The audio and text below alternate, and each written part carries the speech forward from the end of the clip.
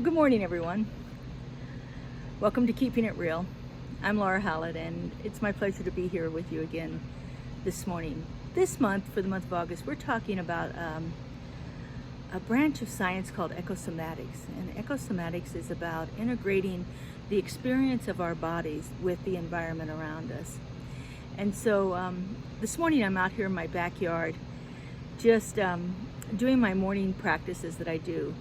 You know, I start off with my cup of coffee and journal and something to read, and I do a practice where I draw the mandalas here, so I'll show you that in a little bit. But just to spend time integrating my life with my world around me it's proven to be quite a powerful experience for me.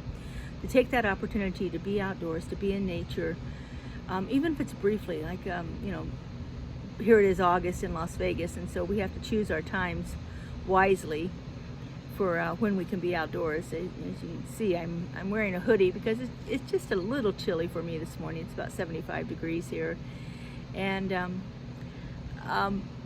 but to find that opportunity every day to be outdoors, to be engaged in life, our normal everyday life, but to do it outside of the confines of a building, of a place where we are boxed in our homes and so forth. Not that our homes aren't lovely, but this is just a different way of being out in the world, connecting ourselves and integrating our physical being with our physical environment in a way that actually begins to enhance our experience of life in general. And there's so many things that can really benefit us. I was just reading an article recently on something called Euteria, which is another science or study that talks about the prefix EU means good in Greek, and then teria, of course, is earth, and so the word means the good earth, and it's all about finding ways that we can be in a positive and uplifting relationship with the world around us. And so as we go about our day and doing the work that we're doing, finding those opportunities to be outdoors.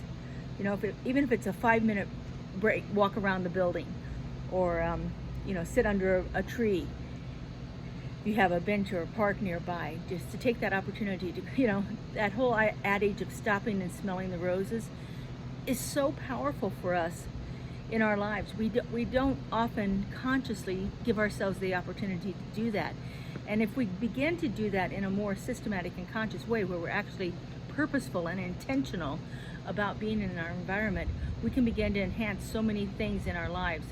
I mean, the physical well-being that's available. I talked about last week about earthing, where we are connecting with the earth and exchanging electrons and you know, free radicals and so forth get dissipated as we connect. We literally ground ourselves with the earth, and that physical interchange of those energies can really begin to have a positive health benefit for us.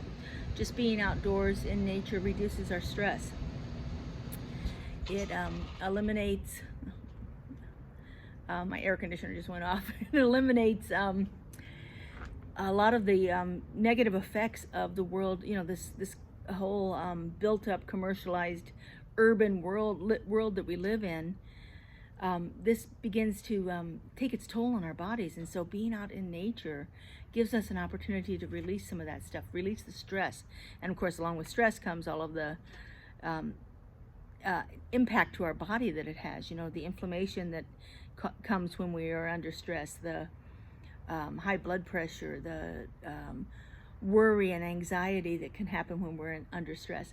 Finding ways to eliminate that by being out in nature can really begin to have a positive impact on your life. So this week, find some way to be out here. Find some way to come out into the world and be a part of it, and allow it to become part of you. It's really a very, very powerful practice, and I can't wait to do it more, especially as we cool down here in Las Vegas. Have a great week, everyone, and we will see you next week here on Keeping It Real. Bye-bye.